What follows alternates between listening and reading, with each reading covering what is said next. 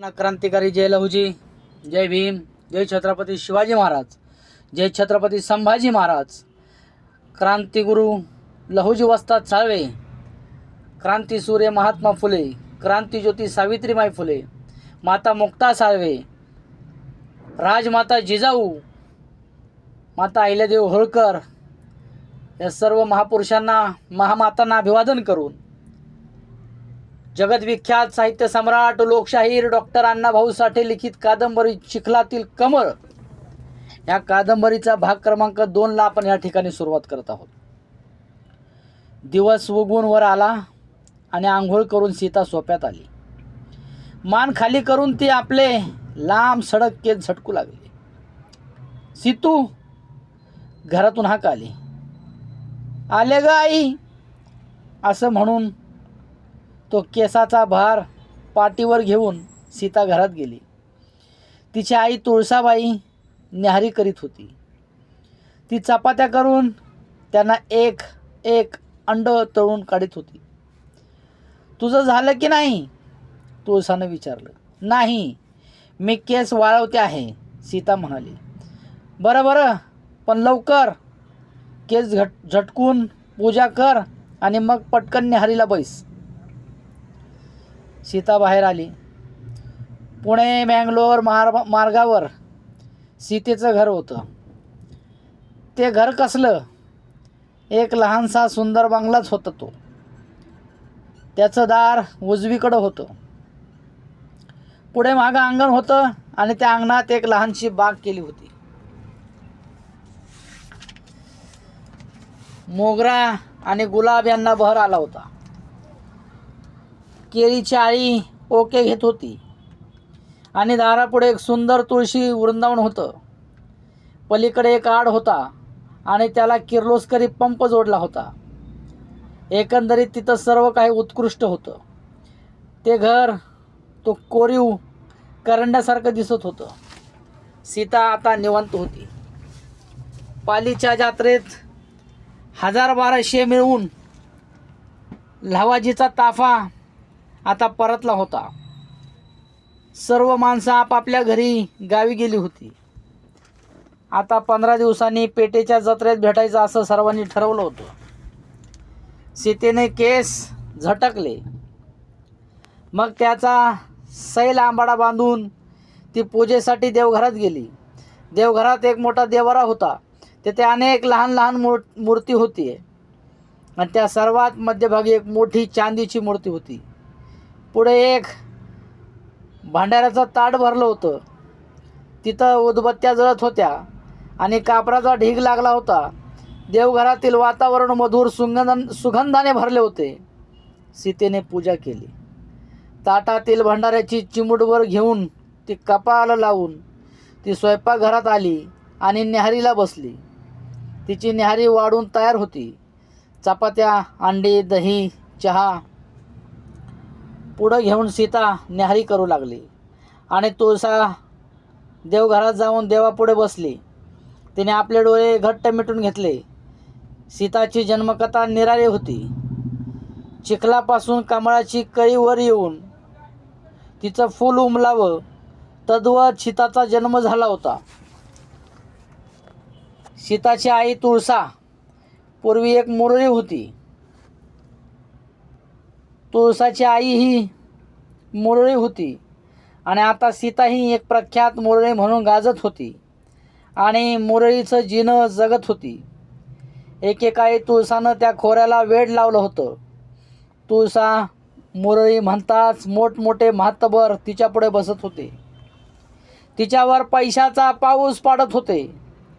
तिचं रूप, तारुण्य आणि पायातील जादू पाहून पाहणारे तल्लीन होत होते. मेख मारावी तद्वत तरुण प्रेक्षक पुढे रुतून बसत होते. हालता हालत नव्हते. मी म्हणणारे त्या खोऱ्यातील दौलतीचे धनी तुळसावर भाळले होते.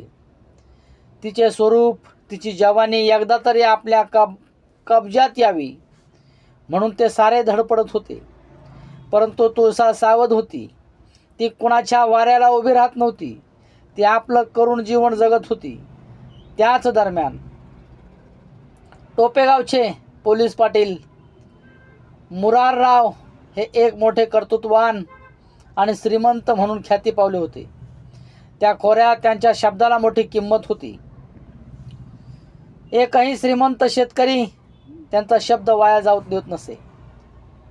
मुराररावांचा सर्वत्र दरारा होता. एके दिवशी घडू नये ते घडले. मुरारराव आपल्या मित्राच्या गावी गेले होते आणि त्याच दिवशी त्या गावात तुळसाचा ताफा आला होता. तो गंमत करणार होता. खोताच्या दारात जागरण होतं. रात्री जेवणं झाली आणि मुरारराव जागरण पाहायला गेले. एका बाजूला एक माच टाकून दोघे मित्र बसून तुळसाचा नाच पाहू लागले. मुरारराव तुळसाला पाहत होते आणि त्यांना ती आगळी दिसत होती. तिची मोहक हालचाल आणि उन्माद रसरशीत देह पाहून पाटील मनात दंग झाले आणि त्याच वेळी तुळसानं त्यांच्या हृदयात प्रवेश केला. अगदी ठाण मांडून बसली आणि याच वेळी त्या मित्रानं 50 रुपये काढून तुळसाला जवळ बोलवले. तशी ती गजगतीने येऊन दोघापुढे उभे राहिली. लाजली आणि हसू लागली. तिने एकदाच मुराररावाकडे नजर टाकली. मित्रानं दिलेले 50 रुपये मुठीत घेऊन ती वळणार तोच मुरारराव म्हणाले, थांब, हेही घेऊन जा. ती पुन्हा दबकली. मुराररावाने तिला 50 रुपये दिले. ते घेऊन ती हसत म्हणाली, आता जाऊ का? आमच्या गावाला येशील का? मुराररावाने हसत विचारलं. हो, येईन की, ती उत्तरली. अगं, परंतु माझं गाव कोणतं? मुराररावांनी प्रश्न केला आणि तुळसा मान तिरपी करून म्हणाली, मला काय ठाव आहे? टोप. मुराररावाने हे उत्तर ऐकून आश्चर्य वाटलं. मला ठाऊक आहे, टोप. मुराररावाने हे उत्तर ऐकून आश्चर्य वाटलं. ते म्हणाले, तुला कोणी सांगितलं हे? मोठ्या माणसाचं गाव आणि नाव दडत नसतं. तुळसा हसत म्हणाली, जाते मी. मग टोपला केव्हा येणार? पुन्हा पाटलांनी तोच प्रश्न विचारला. तुम्ही सांगाल तेव्हा हजर राहीन, असं उत्तर देऊन ती निघून गेली. त्या दिवसापासून मुराररावांना तुळसाचं वेड भरलं. त्यांचा आत्मा तुळसा तुळसा करू लागला. तुळसाचा नाच आहे म्हणताच ते सर्व कामं बाजूला ठेवून जाऊ लागले. दोघांची ओळख वाढली. मुराररावांचा मोठेपणा तुळसाला माहीत होता.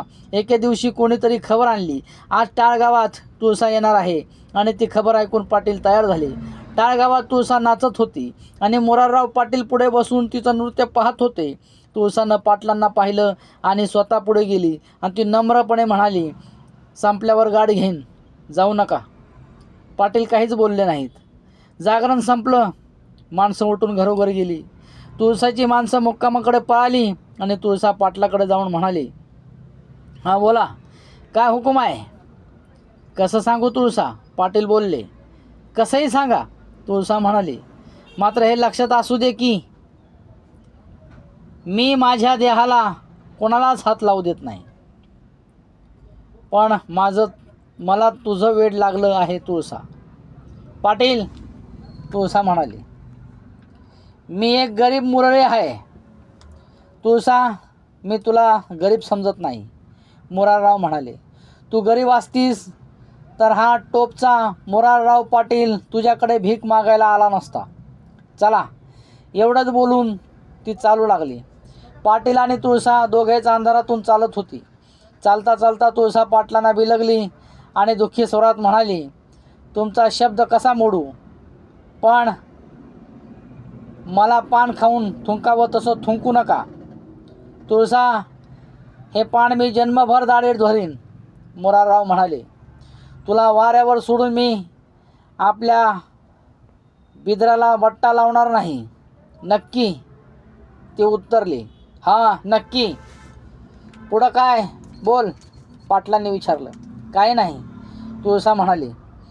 तरुण पण एकदाच येतं आणि ते देवासारखं असतं. मी आपलं तारुण्य पण फार जपलं आहे. ती दोघं मुक्कामावर आली तेव्हा घरात सर्वत्र सामसूम झाली होती. तुळसाच्या बरोबरची माणसं झोपली होती. मध्यान रात्र उलटून गेली होती. परसदारात मोरारराव आणि तुळसा दोघंच बोलत बसली होती. तो एकांत दाहक ठरला. त्यांना भावनांचं मोहळ उठलं आणि जे व्हायचं ते झालं. मोरारराव शांत झाले आणि मग नक्षत्राचा पाऊस पाडून सृष्टी शांत व्हावी तशी तुळसा शांत झाली. मग ती दोन मन एक झाली. लाल चावली, चटावली, पुन्हा पुन्हा भेटू लागली आणि तृप्त होऊ लागली. 2 महिने लोटले आणि तुळसा मनात चरकली. हे असं कसं झालं याचा विचार करू लागली. नियतीनं त्यांच्या पहिल्या भेटीतच आपलं कार्य पूर्ण केलं होतं. तुळसाच्या लक्षात आलं आणि ती घाबरली. आता याला धनी कोण असं ती स्वतःलाच विचारू लागले आणि उपाय शोधू लागले. 8 दिवसांनी मोरारराव पाटील तुळसाला भेटले तेव्हा ते गुपित त्यांच्या कानावर घालून तुळसा रडू लागली. आता मी कशी जगू असं म्हणून तिनं कपाळावर हाणून घेतले. खुळी आहेस का तुळसा तू? पाटील म्हणाले. मी खुळीच. तुळसा चिडली आणि पाटील म्हणाले, ऐक, खुळी नव्हे 100 खुळी. पण आधी तुम्हाला खूळ लागलं आणि आता मला खूळ लागायची वेळ आली. तुळसा वैतागून म्हणाली. मोराररावांनी विचार केला आणि चटकन म्हणाले, तुळसा चल, आताच चल. कुठं? टोपला. कशाला? चल, तुला माझं खूळ दाखवितो, पाटील म्हणाला आणि लगेच तुळसाला घेऊन पाटील टोपला निघाले आणि वाटेत म्हणाले, मी पान खाल्लं, आता मी ते थुंकीन याची तुला भीती पडली आहे. खरंच? ती म्हणाली. मी गरीब आहे, मी एकटीच जीवन कठीण आहे. मोरारराव पाटील तुळसाला घेऊन टोपला गेले. प्रथम त्यांनी गावातील कुशल गवंडी आणि कारागीर बोलवून घेतले. त्यांना ती मुंबई बेंगलोर मार्गावरची जागा दाखवली आणि त्या जागेवर एक सुंदर घर बांधा अशी आज्ञा केली. खर्चाची रक्कम त्याच्या पदरात टाकली आणि त्याच दिवशी समक्ष उभं राहून पायाची कुदळ मारायला लावली. मोराररावांचा पैसा आणि हुकूम त्यामुळे चक्र गरगरा फिरू लागले आणि काम सुरू झालं. दुसऱ्या दिवशी पाटलांनी गाडी झुपली, जमिनीचे कागदपत्र घेऊन कचेरीत गाठली आणि माणस्त 7 एकर नि कोरडभाव 5 एकर अशी एकूण 12 एकर जमीन तुळसाच्या नावावर केली. कचेरीतून बाहेर पडताच ते कागद पाटलांनी तुळसाच्या हाती दिले तेव्हा ती आनंदाश्रू ढाळीत होती आणि हसत होती. तिनं पटकन पाटलाचे पाय धरले. एकाच महिन्यात तुळसाचं घर कोंब उगवून यावं तसं वर आलं. ते घर पाहून सारा टोपगाव चकित झाला. याच वेळी घरापुढे एक आड खोदून त्यावर पंप बसवण्यात आला आणि तो पंप पाणी ओढू लागला.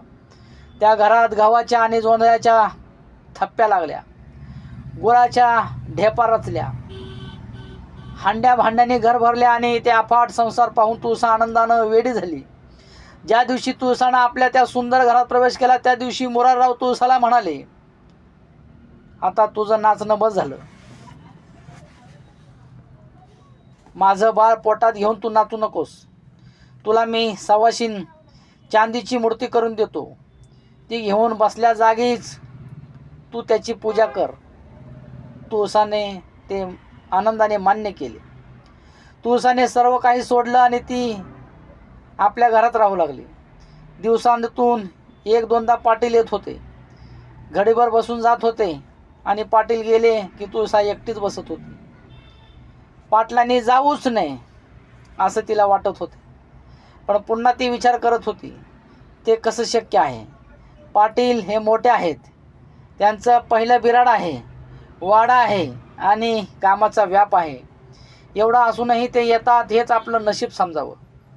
आता काय आणखीन थोडेच दिवस उरले आहेत. मग माझं बाळ येईल. आम्ही एकाची 2 होऊ आणि या घरात नांदू. कदाचित माझं बाळ आलं की पाटील अधिक वेळ थांबतील. त्यांच्यापुढं माझं बाळ खेळेल. त्यांचे ते बोबडे बोल ऐकून पाटील संतुष्ट होतील. त्या येणाऱ्या बाळासाठी तर पाटलांनी हे सारं केलं आहे. आणि तो बाळ आल्यानंतर ते काय करतील देव जाणे. एके दिवशी तुळसाबाई स्वयंपाक करीत होती. 2 दिवस पाटील का आले नाहीत याचा विचार तिला हैराण करीत होता. तोच बातमी आली. पाटील भयंकर आजारी पडले असून माशाप्रमाणे तळमळत आहेत. त्यांच्या पोटात दुखत आहे. तुळसा घाबरली. ती दारापर्यंत धावली आणि वाड्याकडे पाहत उभी राहिली. तव्यावर भाकरी करपली, चुलीवर डाळ जळली, त्याचं तिला भान नव्हतं. 4 दिवस झाले तरी पाटलाच्या आजाराला उतार नव्हता. उलट आजार वाढतच होता. वाडा आणि गाव झटत होतं. मोटारी पळत होत्या. डॉक्टर येत आणि जात होते. तुळसा भयभीत झाली होती. आपला हा पोशिंदा सुखी ठेव म्हणून देवाला विनवीत होती आणि थोरल्या वाड्याकडे पाहत होती आणि रडत होती. ती पाटलाकडे जाऊ शकत नव्हती. 4 दिवस ती जेवलीच नव्हती. तिला अनेक विचार भेडसावत होते. अनेक कल्पनांची भूतं तिचं काळीज फोडीत होती. पाटील जिवंत आहे तोपर्यंत तू या घरात, या गावात राहू शकतेस, नाहीतर पाटलांच्या मागं तुला कुत्र जवळ करणार नाही. हा एकच विचार कानात किंचळत होता. पाटील गेला आणि तुला पुन्हा भिकारी होऊन ते पाटलाचं मूल घेऊन दारोदार भीक मागावी लागेल, तेव्हा तुला भिकही मिळणार नाही. तुळसाचं डोकं भ्रमिष्ट झालं. ती उठून देवारात गेली. देवापुढं डोकं ठेवून ती शांत पडली आणि मग एक शब्द उच्चारून म्हणाली, मल्हारी राया, मला हात दे, पाटलाला वाचव आणि माझ्या पोटातील बाळावर दया कर. लहानपणी माझं तुझ्याशी लग्न झालं, ते बंधन मी तोडलं, त्याचा असा सूड घेऊ नको. पण पाटलाच्या ठाई मी तुला पाहते आहे आणि एकनिष्ठ त्याच्याकडे नांदत आहे. माझ्या मालकाला चटकन उठव. खंडेराया, मी तुला एक वचन देते. माझ्या पोटात बाळ आहे. ती जर मुलगी झाली तर मी ती तुझ्या पायावर घालीन. तुझ्या नावानं मी तिला सोडीन. तुळसानं नवस केला. होणारी मुलगी मी तुला देईन असं तिनं खंडोबाला वचन दिलं आणि पाटील कधी सरळ होताच याची ती वाट पाहू लागली. दुसऱ्या दिवशी एक बाई आली आणि ती हसत होती. तुळसानं आधीर होऊन विचारलं, पाटलाची प्रकृती कशी आहे? मला पाटलांनीच पाठवले, ती बाई म्हणाली. आता पाटील अगदी ठणठणीत बरे झालते. त्यानं सांगितलं की तुळसाला म्हणावं, माझी काळजी करू नकोस, मी बरा आहे. हे ऐकून तुळसाला आनंदाचं भरता आलं. खंडोबा पावला म्हणून ती देवा घराकडे धावली आणि पुन्हा तिने देवापुढं मस्तक टेकलं. तुळसा बाळंत झाली. तिला अत्यंत सुंदर अशी मुलगी झाली. ती मुलगी पाहता तुळसाला आपण केलेल्या नवसाची आठवण झाली. ती मनात म्हणाली, देवा, ही तुझीच आहे, मला आठवण आहे. पाटलाला आनंद झाला. त्यांनी मुलीचे टोलेजंग बारसं केलं आणि आपल्या त्या मुलीचं नाव सीता ठेवलं. सीता 2 वर्षाची झाली. ती सुंदर चित्रासारखी दिसत होती. मोराररावाचा तिच्यावर फार जीव होता. ते दिवसातून वेळात वेळ काढून येत होते आणि सीताला खेळवीत होते आणि एखाद्या कामाची आठवण झाली की तिचा पापा घेऊन जात होते. एके दिवशी पाटील आले आणि सीताला जवळ घेऊन बसले. तेव्हा त्यांच्या लक्षात आलं की सीताच्या अंगावर एकही दागिना नाही. त्यांच्या मनाला लागलं आणि ते तसेच उठले आणि गावात गेले. पाटील येऊन न बोलताच गेले म्हणून तुळसा घाबरली. पाटील सरळ चिंतू सोनाराकडे गेले आणि त्यांनी हाक मारली, चिंतू बाहेर ये. पाटलाचा आवाज ऐकून चिंतू चरकला. हातातील नळी घेऊन तो दारात आला आणि घाबरून पाहू लागला आणि म्हणाला, सांगा पाटील. अरे आमची सीता आज 2 वर्षाची झाली आहे आणि तिच्या कानावर फुटका मणी नाही, तिच्या अंगावर फुटका मणी नाही. पाटील म्हणाले, आम्ही कुणी तिकडं लक्षच दिलं नाही. मग काय करू म्हणता? सोनारानं विचारलं. तुझ्याकडं तयार असतील तेवढे दागिने तिच्या अंगावर घाल. पाटील म्हणाले, आणि पैशासाठी माझ्याकडे ये आजच्या आज. बरं, पण सर्व चांदीचे दागिने करू नका. सोनारानं खुलासा केला आणि पाटील म्हणाले, ते काय म्हणून? पैंजणं ने कवरिया एवढं चांदीचं बाकी सर्व सोन्याचं. वाक्या, बिंदल्या, सरी, मनगट्या, कानातील डूल वगैरे. लक्षात आलं का? आलं. सोनाराला आनंद झाला. त्याने हातातलं काम बाजूला ठेवलं. पेटीतले दागिने काढून त्यांना पुन्हा एकदा उजाळा दिला आणि ते घेऊन तुळसाच्या घराकडे पळत सुटला. पेटीतून धूम पळत निघालेला सोनार पाहून कित्येकांना नवल वाटलं. अरिच्छा बाईला, आज ह्या सोनाराला येडबीड लागलं की काय, असं कित्येक म्हणत म्हणाले. सोनाराला कशाचीच पर्वा नव्हती. त्याला आज भलं भक्कम गिराईक मिळालं होतं.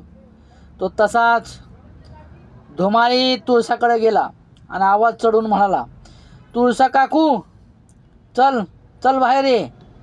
तशी तुळसा दचकून बाहेर आली आणि म्हणाली, काय झालं? काय होणार?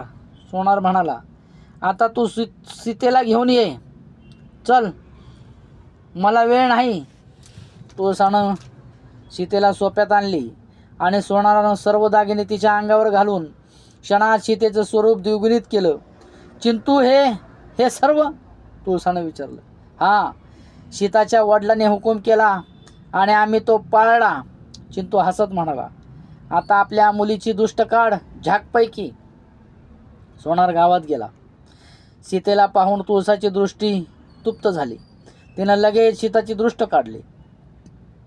पाटील आजारी पडले, पण देवाला नवस केला, मुलगी झाली की तुला देईन. पण 2 वर्ष होऊन गेली, आपलं वचन पूर्ण केलं नाही. अशी भयंकर बोचणी तुळसाच्या मनाला सारखी बोचत होती. त्याच महिन्यात सुगी सरली. हळद आणि गूळ भरून त्यांच्या गाड्या भरून मोरारराव सांगलीला गेले आणि तुळसाला सवड मिळाली. तिनं पूजेची तयारी केली. सर्व सामान आणलं. 2 लहान बाशिंग आणली आणि एका रात्रीत एका पाटावर सीतेला बसवली आणि एका पाटावर देवाची मूर्ती ठेवली आणि तिने एकटीनं सीतेचं देवाशी लग्न लावलं.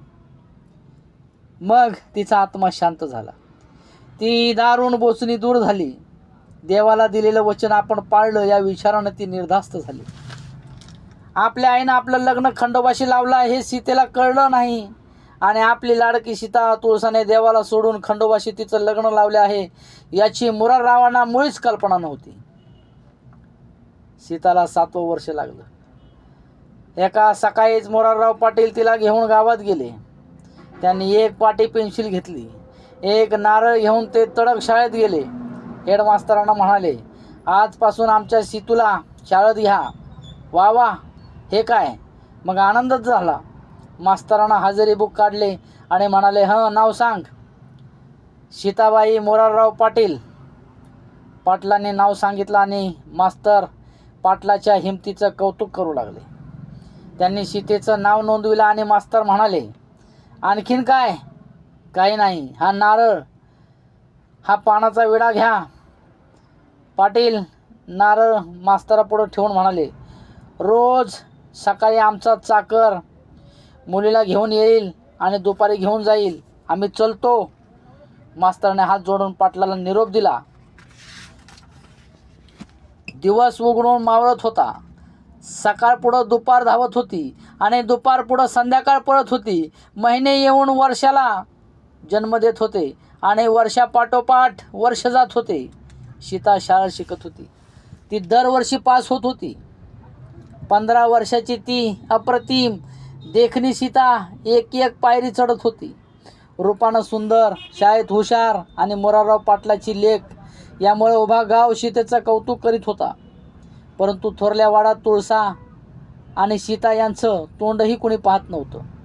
तुळसा टोपाला आली त्या दिवसापासून मोरारराव पाटलाची प्रथम पत्नी सावित्रीबाई ही तुळसाला पाण्यात पाहत होती. तिचं नाव घेतलं की तिच्या अंगाचा भडका उडत होता. एकदा दुपारी सावित्रीबाई पेठेत एका दुकानापुढे उभी होती. ती सौदा घेत होती. त्याचवेळी शाळा सुटली होती आणि मुली घरी जात होती.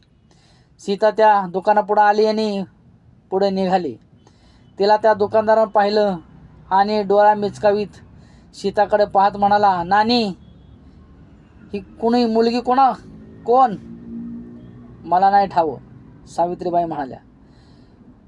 कोणाची ही मुलगी छान आहे. दुकानदार हसत म्हणाला.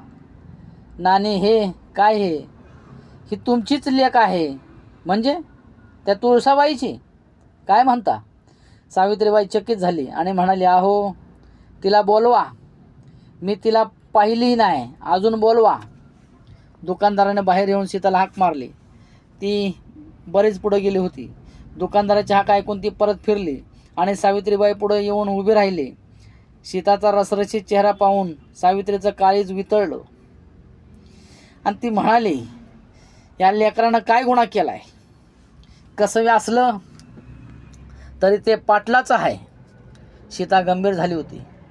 सावित्रा तिला निहाळीत होती. सीताचा चेहरा पाटलासारखा होता. त्याच्याकडं त्यांच्यासारखेच डोळे होते. उभं राहायची पद्धतही तीच होती. ते सर्व पाहून सावित्रीबाईला भडभडून आलं. एकाएकी तिचे डोळे भरून आले. ती सद्गतीत होऊन म्हणाली, एवढी थोरली लेक मी अजून बघितली नव्हती. आणि या लेकीनं तिच्या वडिलांचा वाडा बघितला नाही. केवढं ह्या आखरीत तिनं सीताला जवळ घेतली. तिच्या पाठीवरून हात फिरवला. चुकलं माझं. पुन्हा तिचे ओठ भरभरले आणि सीता शांत उभी होती. मग नानी काय विचार आहे? गुंडा वाण्यानं विचारलं आणि सावित्रीबाई म्हणाल्या, आज तिला वाड्यात घेऊन जाणार. भांडून सरत नाहीत. मग काय दुधात साखर पडली नानी? गुंडावाणी म्हणाला. सावित्रीबाई सीताला म्हणाल्या, बाळ तुझं नाव सांग, काय आहे? सीताबाई मोरारराव पाटील. सीतानं उत्तर दिलं. आणि सावित्रीबाई म्हणाल्या, चल आपल्या वडिलांचा वाडा बघाय. सावित्रीबाईंनी सीताला अचानक वाड्यात आणलं तेव्हा पाटील समोर बसले होते. त्यांना आनंद झाला. त्यांनी पुढं होऊन सीताला जवळ घेतलं. तिची पाठ थोपटली. सावित्रीबाईकडे वळवून दाटल्या कंठाने म्हणाले, साऊ आज तू माझी लेक माहेरी आणलीस आणि माझा आत्मा शांत केलास. माझी सीता माझ्या वाड्याची पायरी चढणार नाही आणि तू सीताला त्या पायरीला लावू देणार नाहीस अशी माझी खात्री होती. परंतु आज तुझं आईचं काळीच मला कळून आलं. आता तुला एकच विनंती आहे की माझ्या माघारी ह्या सीताला सांभाळ. तिला दुःख देऊ नकोस. सावित्रा अश्रू ढाळीत म्हणाली, तुमची लेक ती माझी लेक नाही का? आजपासून तिला माहेरची वाट मोकळी आहे. शाबास साऊ, देव तुला सुखी ठेवील. असं म्हणून पाटील सीतेकडे वळून म्हणाले, सीतू थोरल्या आईच्या पाया पड. बाळ. आणि चटकन सीताने सावित्रीबाईचे पाय धरले आणि सावित्रीबाई घाईवरल्या. त्यांनी सीतेला घरात नेऊन दहीभात जेवाय वाढला. सीता घरी निघाली. सावित्रीबाईंनी तिची आलबाला घेतली. सीता अंगणात उतरली आणि सावित्रीबाई म्हणाल्या, सीतू उद्या ये हां. सीता मानेनेच हो म्हणाली आणि घरी गेली. सकाळी सर्जेराव आणि जयसिंगराव हे दोघे घरी आले तेव्हा पाटील कडेपाट्यावर शांत बसले होते. सावित्रीबाईंनी मुलांना जेवण वाढलं आणि त्यांची जेवणं झाल्यावर त्या म्हणाल्या, जयसिंग आणि सर्जेराव, तुम्हा दोघांना सांगते आहे की याच गावात तुमची एक बहीण आहे. तिला तुम्ही अंतर देऊ नका. तिच्याशी बोला, तिला घरी आणा, तिला माहेर करा आणि तिचं रक्षण करा. आम्हाला सारं माहीत आहे, सर्जेराव म्हणाला. परंतु तुमच्याच भीतीने आम्ही तिच्याशी बोलत नव्हतो. तुझी इच्छा असेल तर आम्हाला आनंदच होईल. मी तिला उद्याच घरी आणतो. हे त्या मायलेकरांचं बोलणं ऐकून मोरारराव पाटलांना आनंद झाला. आणि जेव्हा सीता वाड्यात येऊ लागली हे तुळसाला समजलं तेव्हा तिचे डोळे भरले आणि तिनं देवाला हात जोडले. आणखीन 3 वर्ष तशीच गेली आणि सीताला 18वे वर्ष सुरू झाले. मोरारराव पाटलांनी तिची शाळा बंद केली आणि ते तिच्या लग्नाचा विचार करू लागले. एके दिवशी अचानक लहावाजी वाघ्या तुळसाबाईकडे आला. त्याला पाहून तिला आनंद झाला, पण पुन्हा भीतीही वाटली. कारण भलती सलती माणसं जवळ करू नको असं पाटलानं तिला ताकीद दिली होती. तरीही तुळसानं लहावाजीचं बडदास्त ठेवली. हा लहावाजी तरुण होता, तसा दिसण्यात वाईट नव्हता. रंगेल आणि हिकमती होता. तो स्वतःचा ताफा करायच्या नादात होता, पण त्याला सुंदर मुरळी मिळत नव्हती. पण सीताला पाहताच त्याची आशा दुणावली होती. आणि ही पोरगी जर आपल्या ताफ्यात आली तर मी या खोऱ्याला वेड लावीन असं तो मनात म्हणू लागला. संध्याकाळी जेवण झाले. तुळसा लहावाजीशी बोलत बसली आणि बोलता बोलता आपली पोरगी मुरळी का व कशी सोडली आणि तिचं देवाशी कसं लग्न लावलं ही सर्व हकीकत तिनं लहावाजीला सविस्तर सांगितली. आणि लहावाजीला आनंद झाला. त्याच्या हातात तुळसानं कळ दिली. त्याचं डोकं ढगाला धडकू लागलं आणि म्हणाला, तुळसा अक्का, तू तिला देवाला इकली आहेस हे ऐकून मला आनंद झाला. पण माझ्या सीताला उघडेपणाची देवाची सेवा करता येणार नाही. तुळसानं तक्रार केली आणि लहावाजी त्यावर काहीच बोलला नाही. त्या दिवशी तो जो गेला तो परत आला नाही. आणि थोड्या दिवसात मोराररावांनी आपली अपार दौलत मागे ठेवून इहलोकाची यात्रा संपवली. तुळसा उघडी पडली. सीता पोरकी झाली. परंतु सावित्रीबाई, सर्जेराव, जयसिंगराव यापैकी कोणीही त्या दोघींना अंतर दिले नाही. उलट सावित्रीबाई, सर्जेराव, जयसिंगराव सीताला तळहाताच्या फोडाप्रमाणे जपत होती. तिला तिळभरही ऊन पडू नये म्हणून सर्वजण सर्व प्रकारे काळजी घेत होते. मोरारराव पाटलाच्या निधनानंतर अवघे 6 महिने लोटले. सावित्रीबाईने ते दुःख कसं तरी पचवलं. पण पुढे 4 दिवसाच्या अंतराने सर्जेराव व जयसिंगराव दोघेही एकाएकी आजारी पडले. त्यामुळे सावित्रीबाईच्या तोंडचं पाणी पाळलं. करती मुलं अंथरुणाला लागली आणि पैसा पाण्यासारखा खर्चूनही गुण येईना. मोठमोठे डॉक्टर पराकष्ट करू लागले, पण काही नाही. आजार वाढतच होता. सावित्रीबाई हादरून गेली. ती जमीन चाचपू लागली. आता मुलांचं काय होणार या विचारानं ती झुरणीला लागली. आणि जो भेटेल त्याला मुलाचं काय होणार या विचारानं ती झुरणीस लागली. आणि जो भेटेल त्याला मुलांचा आजार सांगून नंतर काय उपाय विचार करू लागली. काही आयाबायांनी तिला सल्ला दिला की आता गप्प बसू नका, चांगलंसा देवऋषी बघा, हे काहीतरी देवाचंच दिसतंय. मग सावित्रीबाई चांगला देवऋषी शोधू लागली.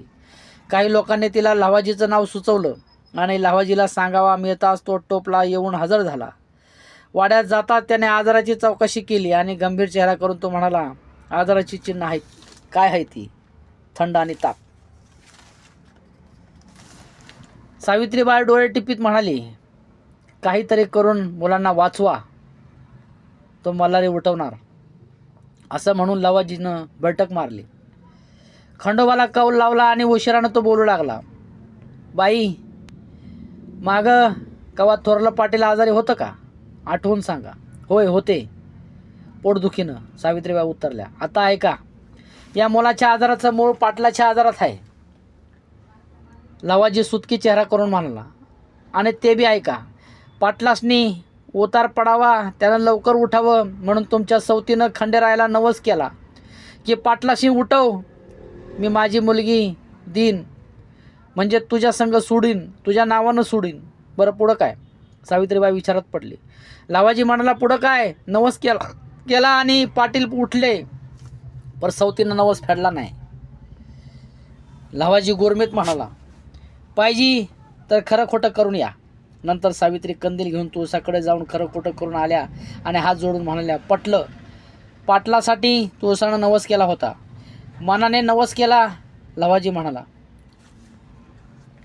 म्हणजे आता ती मुलगी देवाची आहे. तिला देवाची चाकरी करू द्या, तिला अडवू नका, नाहीतर मुलांचा जीव धोक्यात आहे. आम्ही तिला मुळीच अडवणार नाही. सावित्रीबाई म्हणाल्या, सीता देवाची आहे, ती देवाची चाकरी करील, मला कबूल आहे. लवाजीला आनंद झाला. त्याने परत कौल लावला आणि म्हणाला, देवा तुझं तुला दिलं, आता तू या 2 मुलासनी सोड, चल दुःख बघून टाक दे. आणि नंतर लवाजीने कोटमाग्यातून एक पुडी काढली, ती 2 प्याले भरून पाणी घेऊन त्यात सोडली आणि वरून थोडा भंडारा टाकला आणि ते 2 प्याले दोघांना दिले. लवाजी उठला आणि म्हणाला, म्या तुम्हासनी देवाचा प्रसाद पाजलाय, उद्या दुपारी त्यासनी बरं वाटल. मी आता जातो, गुण आला म्हणजे देवाला जे द्यायचं ते द्या. आता मी कवडी घेणार नाही, मात्र त्या पोरीला उजाड मात्यानं खंडोबाची भक्ती करू द्या, अडवू नका. आणि लवाजी निघून गेला. जयसिंग आणि सर्जेराव यांना भंडारातून गुणकरी औषध पाजलं होतं, पण ते कोणालाच कळू दिलं नाही. आणि बरोबर खरोखरच दुसऱ्या दिवशी ते दोघं उठून बसले. देव पावला, गुण आला, मुलं उठली. याचा सावित्रीबाईला आनंद झाला. परंतु सोन्यासारखी सीता आता मोरे होऊन फिरणार या कल्पनेने ती काळवंडली.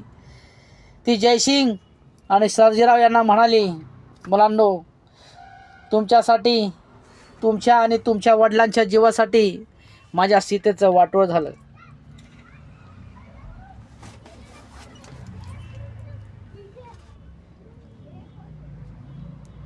तिच्या जन्माची राख रांगोळी झाली.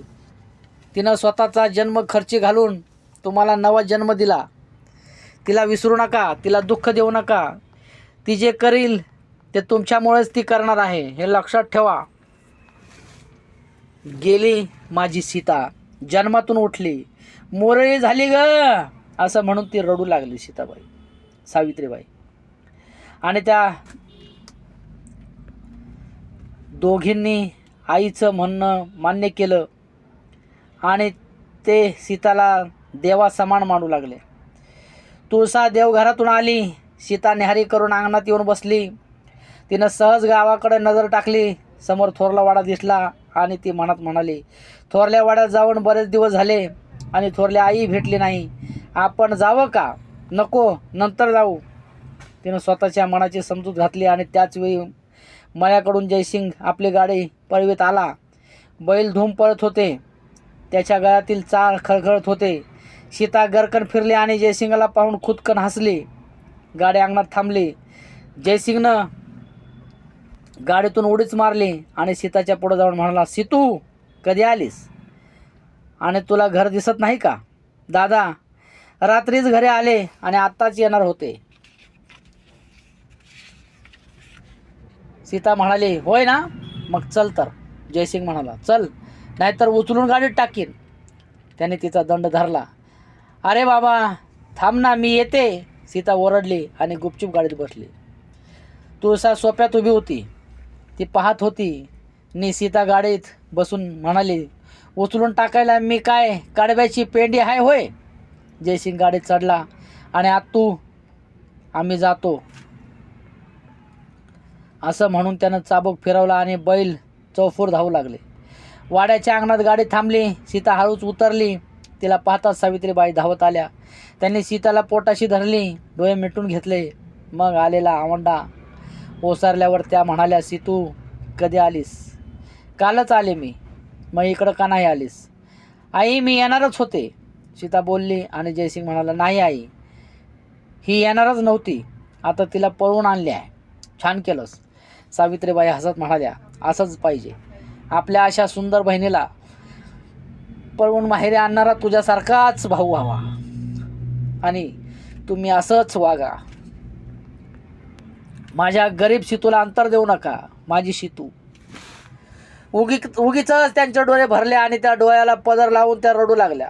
भले, जयसिंग म्हणाला, मुरारराव पाटलाच्या या लाडक्या लेकीला तू गरीब म्हणतेस आई, तुम्हाला ते नाही करायचं. असं म्हणून सावित्रीबाईने सीतेला आत घरात घेतली आणि दुपारचं जेवण जेवाय वाढून सीतेला परत पाठवली. दुपारी सर्जेराव आले तेव्हा सावित्रीबाई गंभीर चेहरा करून बसल्या होत्या. जयसिंग कडेपाटावर बसून झोके घेत होता. आई काय झालं? सर्जेरावाने विचारलं. काही नाही, सीता आली होती त्या उत्तरल्या. अगं मग आनंद मानायचा का असा सुटकी चेहरा करून बसायचं? सर्जेराव म्हणाला. तसं नाही रे बाळा, सोन्यासारखी लेख, परंतु तिच्या जन्माचं वाटोळ झालं रे. सावित्रीबाई दुःखी स्वरात म्हणाल्या. वडिलांच्या आणि भावांच्या जीवासाठी तिला मोरळी व्हावं लागलं. आता लोक मोरळी म्हणून तिची थट्टा करतात. काय थट्टा करतात? कोण आहे ते? सर्जेराव संतापून म्हणाला. जो थट्टा करील त्याला मी धड गोळ्या घालीन. कोणाला गोळ्या घालून काय होणार नाही, सावित्रीबाई म्हणाल्या. ज्या सीतेच्या पाठी तिच्या जन्मदात्याची अपार दौलत आणि पुण्याई उभी आहे आणि जी राणीच्या दिमाखानं या खोऱ्यातील कोणत्याही मातबाकडे नांदू शकते, तिच्या जन्माची दुर्दशा झाली आहे. ती तुमच्या गोळ्यांनी टाळणार नाही. तिला आता पदरात कोण घेणार? सोनं हिण्याच्या पंक्तीला बसलं आणि हिरकणीची गारगोटी झाली. आई तुझं म्हणणं काय? जयसिंगने विचारलं. सावित्रीबाई म्हणाल्या. काही नाही, मला काहीच सुचत नाही. आता माझं म्हणणं एवढंच आहे की तिच्या वडिलांच्या माघारी तिच्या डोकीवरचं मायेचं छत्र कोणी काढून घेऊ नये. बस एवढंच. आणि काय? सर्जेरावाने विचारलं. आणि काय सांगू? सीताला दुःख झालं तर स्वर्गी तुमच्या वडिलांचा आत्मा चरफडल. सावित्रीबाई समोरच्या भिंतीवर नजर रोखून बोलल्या. सर्जेराव म्हणाला. आई तू पुन्हा पुन्हा हाच प्रश्न का काढतेस? अगं आम्हाला जरी सख्खी बहीण कुठं आहे? सीतूच आमची बहीण आहे. तिच्या नशिबानं आज तिला निराळ्या मार्गानं जावं लागत आहे, परंतु तिच्या पायाखालची तिच्या माहेरची वाट कधीही कुडली जाणार नाही. तू काळजी करू नको. बस एवढंच करा. सावित्रीबाईचा चेहरा उजळला. मग ती उठून आपल्या कामाला गेली. आता घाई करून सर्जेरावांचं लग्न उरकून घ्यावं. सीता मोरळी सुंदर आणि तरुण आहे असा चहूकडे बोलबाला होत आहे आणि लवकरच ती मोराररावाची लेक असून सर्जेरावाची बहीण आहे हे लोकांना कळून येईल आणि मग सर्जेरावाच्या लग्नात विघ्न उद्भवतील. आजपर्यंत मोराररावापुढं मेंढराप्रमाणे वागणारे उद्या दिव्याखाली अंधार म्हणून सीतेकडे बोट दाखवतील आणि आम्ही वाळीत पडू. सावित्रीबाईच्या डोकीत या नव्या विचाराचं वावटळ उठली आणि दोन्ही मुलांची लग्न लवकर उरकून घ्यायचं असा तिनं निश्चय केला. दिस बुडला होता. वातावरण अंधकलं झालं होतं. एकाएकी ढालजेत कणाचा खळखळाट झाला. सीता वाड्यात आली होती. जयसिंगानं तिचा दंड धरून तिला घरात नेऊन सावित्रीबाई पुढं उभी केली तेव्हा सीता हसत होती. आई हे घे तुझी लेक, आता तिला सोडू नको, जयसिंग म्हणाला आणि सावित्रीबाई गालात हसल्या. सीता कमरेत पदर खोचून स्वयंपाकाला बसली. अशा पद्धतीने जगदविख्यात साहित्य सम्राट डॉक्टर अण्णाभाऊ साठे लिखित कादंबरी चिखलातील कमळ ह्या कादंबरीतील सीताच्या आयुष्यातील थरारक प्रसंग आणि तिच्यावर येणारे प्रसंग ऐकण्यासाठी आपण माझ्या प्रोफेशनल सक्सेस अकॅडमी यूट्यूब चॅनलला सबस्क्राईब कराल. हा व्हिडिओ आवडल्यास आपण आपल्या मित्राला शेअर कराल आणि कमेंटमध्ये मला नक्की सांगाल हा व्हिडिओ आपल्याला कसा आवडला किंवा अजून ह्याच्यामध्ये काय सुधारणा करावी हे आपण कमेंटमध्ये सांगाल. एवढे आपल्याकडनं अपेक्षा ठेवून तुर्तास या ठिकाणी थांबतो. धन्यवाद.